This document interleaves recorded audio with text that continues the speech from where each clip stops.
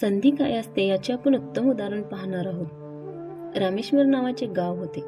त्या गावी भगवान शंकराचे मंदिर होते. त्या मंदिरातील पुजारी फार प्रामाणिक आणि श्रद्धाळू होते. सर्व गावकरी त्यांचा आदर करत. पुजारींचा देवावर असीम विश्वास होता. त्यांचा पूर्ण दिवस जप तप करण्यात जाई.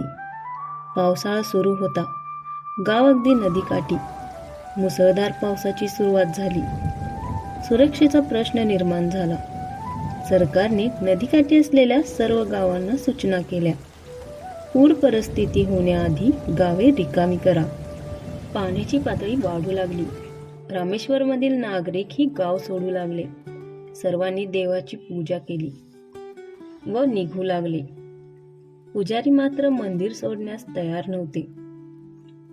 गावकरी त्यांना समजावू लागले, पण पुजारी म्हणायचे, जर माझी भक्ती खरी असेल तर मला माझे देव वाचवतील.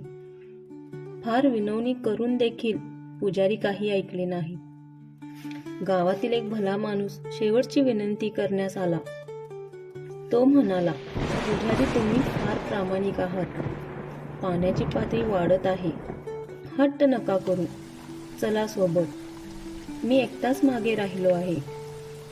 तुम्हाला असे का वाटते की देवच तुम्हाला वाचवायला हवे?